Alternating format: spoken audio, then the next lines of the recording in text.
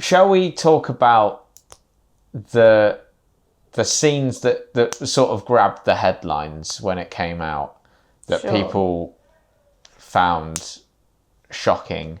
So you have the scene in which Oliver sucks up the bath water of Felix, who's just masturbated in the bath. You have this scene where he goes down on the sister Venetia while she's on her period, and he has blood all over his face.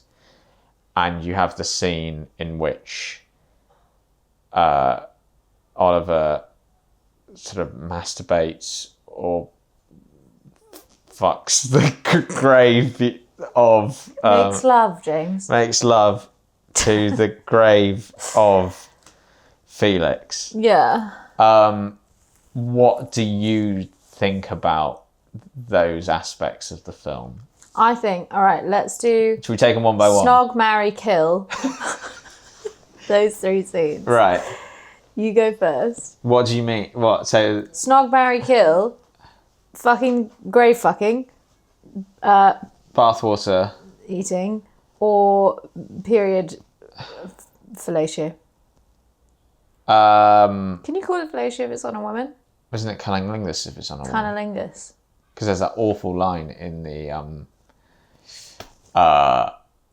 is it Tomorrow Never Dies? One of the James Bond, Pierce Brosnan James Bond films. What? Yeah, he's like... James Bond is having sex with a woman who is his Danish language instructor. And they're talking sexily in Danish to each other, and, you know, he's doing the Pierce Brosnan James Bond thing. And then Moneypenny calls him to say, like, you're required by M.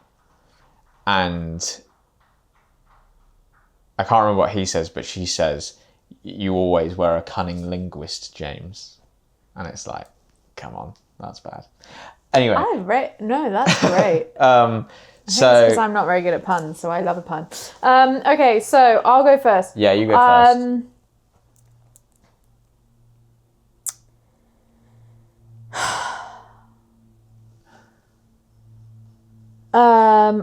It's actually quite hard.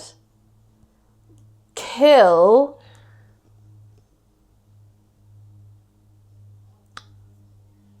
Period cunnilingus. Right. Fuck the bathtub scene. Right. Marry the grave fucking scene. And I'll tell you for why. Yeah, go on. The the period eating out scene, I'm a sex positive person. I don't want to shit on period sex, but I feel like that whole scene,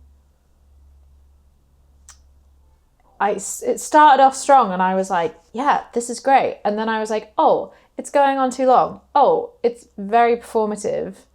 They've put this in here to put this in here. And then he started saying some disgustingly cringy things like, lucky for you, I'm a vampire.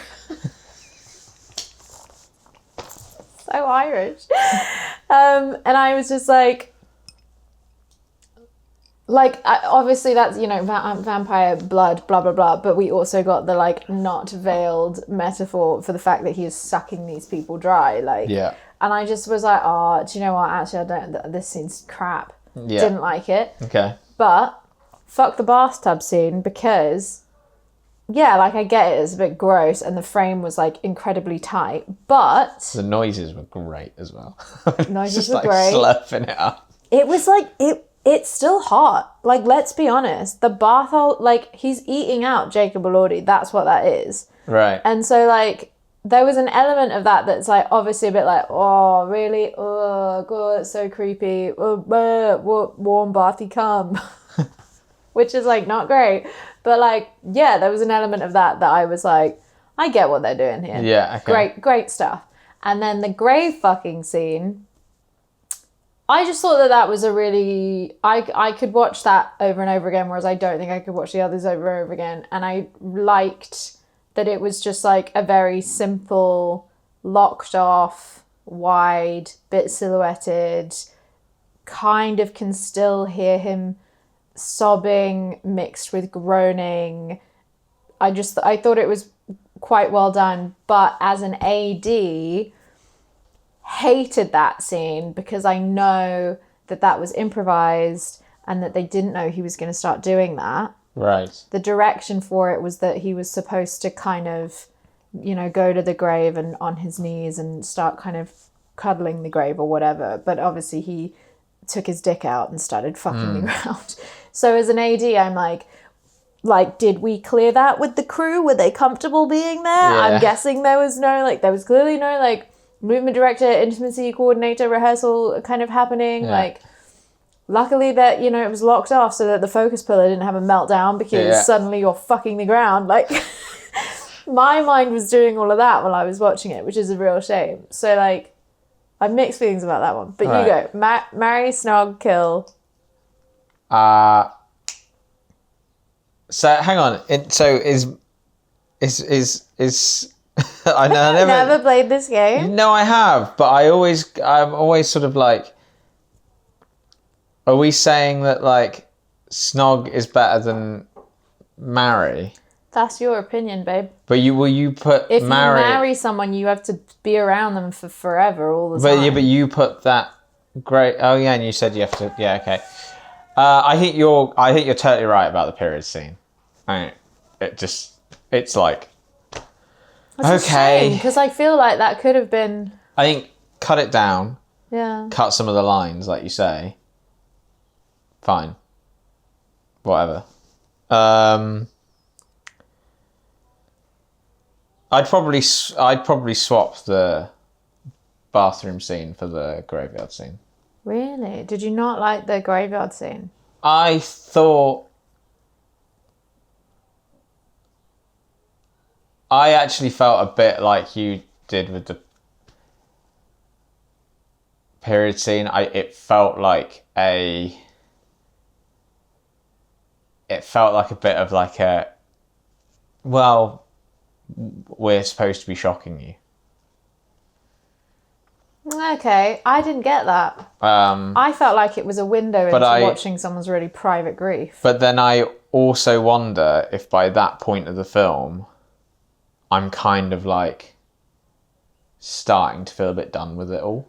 And maybe I have less of a tolerance for it at that point. Whereas with the bathtub scene, I'm still quite invested. And I think there's something to be said about I think Jacob Elordi's really captivating in this film in terms of and he's always lit. There are some scenes where it looks where he's topless in the sun by the lakey bit in the garden. It's this could be a fucking perfume ad.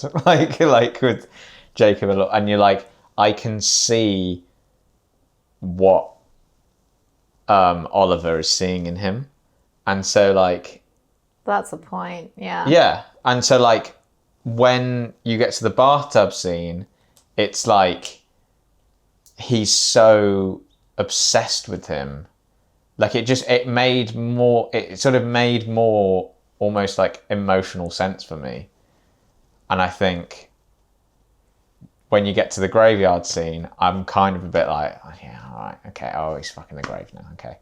I'm a bit less and I get it from an emotional standpoint, but I'm also a bit just yeah, okay.